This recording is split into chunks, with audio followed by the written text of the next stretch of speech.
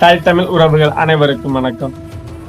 திருச்சியில் பிப்ரவரி 21 நடந்த மாற்றத்தை விரும்பும் மக்களின் மாநாட்டில் கலந்து கொண்ட ஒவ்வொரு தாய் தமிழ் உறவுகளுக்கும், அந்த மாநாட்டிற்காக உழைத்த ஒவ்வொரு நாம் தமிழர் கட்சி உறவுகளுக்கும், ஒப்பந்தம் எடுத்து வேலை செய்த அனைத்து ஊழியர்களுக்கும், இந்த மாநாட்டிற்காக அழைப்புதலை ஒவ்வொரு மாவட்டந்தோறும், ஒவ்வொரு சட்டமன்ற தோறும், ஒவ்வொரு கிராமங்கள் தோறும் சென்று மக்களுக்கு துண்டறிக்கையை கொடுத்து வாகனங்களில் ஏற்றி கொண்டு வந்து சிறப்பாக மாநாட்டை முடித்து மீண்டும் வீடுகளுக்கு பத்திரமாக கூட்டிக் கொண்டு சேர்த்த ஒவ்வொரு உறவுகளுக்கும், ஒவ்வொரு பொறுப்பாளர்களுக்கும், ஒவ்வொரு ஒருங்கிணைப்பாளர்களுக்கும் மனமார்ந்த வாழ்த்துக்களையும் நன்றியையும் இந்த காணொளி மூலியமாக தெரிவித்துக் கொள்வோம்.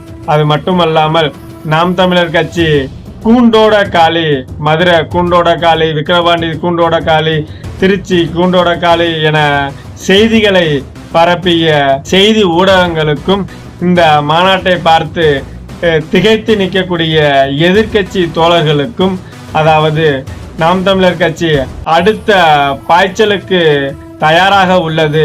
2026 சட்டமன்ற தேர்தல் யாருக்கான களம் என்பதை இந்த மாநாடு தெரிவிக்கிறது. ஒவ்வொரு அரசியல் களமும் ஒவ்வொரு பாடங்களை கற்றுக் கொடுக்கும்.